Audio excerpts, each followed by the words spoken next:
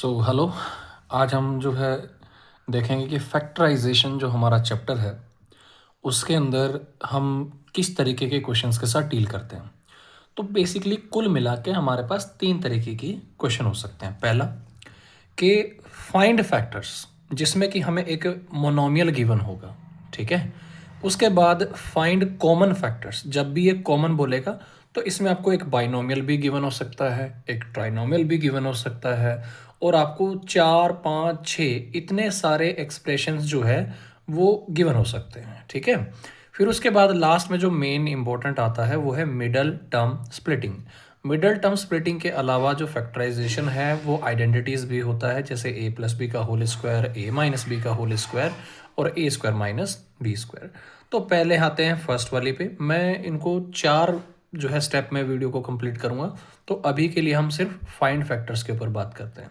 तो मैंने एक क्वेश्चन लिया है यहाँ पे जिसमें कहा है कि फाइंड फैक्टर्स ऑफ 36xy पहला पार्ट है और X square Y Z cube second part है, ठीक है। तो एज़ यूजुअल जैसे हम छोटे क्लासेस में करते हैं, आपको पता है ये स्ट्रक्चर तैयार करना, जिसमें हम इस तरीके से जो है डिवाइड करते थे उसको। तो ये जो स्ट्रक्चर होता है इसको फैक्टराइजेशन का स्ट्रक्चर बोलते हैं। यानी इसमें जो हम डिवाइड कर करके नीचे नंबर लाते हैं वो बेसिकली फैक्टर्स होते हैं इस नंबर के, ठीक है, जो भी यहाँ लिखा जाता है। तो इसको किससे डिवाइड कर सकते हैं? 2 से। ये 18 टाइम डिवाइड हो जाएगा, देन ये 9 टाइम डिवाइड हो जाएगा, ये 3 टाइम, एंड 3 से 3 1 टाइम। सो बेसिकली इस नंबर को इन सब का प्रोडक्ट लिख सकते हैं। यानी जो राइट टॉप पे नंबर लिखा हुआ है वो प्रोडक्ट है लेफ्ट साइड में लिखे हुए इन सब नंबर्स का।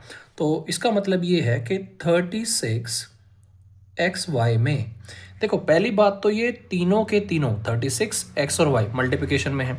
अब 36 को मैं 2 बार 2 लिख सकता हूँ और 2 बार 3 लिख सकता हूँ। तो हम लिखेंगे 2 इंटू 2, 3 इंटू 3। और आगे कौन है? x एंड y, तो मल्टीप्लाई में हो जाएगा x और मल्टीप्लाई में हो जाएगा y। इट्स दैट इजी, ठीक है। सेकेंड पार्ट क्या है? सेकेंड पार्ट में हमें बोला गया X square Y Z cube, ठीक है। अब ध्यान से देखो क्या है एक्स स्क्वायर, तो यानी 2 बार मल्टीप्लाई में लिख दो x इंटू एक्स।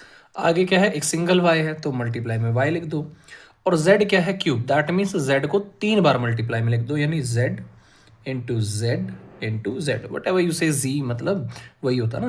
तो ये आपने जो लिखा है यही इसका फैक्टराइजेशन हो गया। यानी फैक्टराइजेशन में हम एक बड़ी चीज़ को छोटे छोटे कंपोनेंट्स में ब्रेक डाउन कर देते हैं, और जितना हो सके उतना ब्रेक डाउन कर दीजिए। जो हमने ऊपर किया है basically it is called prime factorization, ठीक है।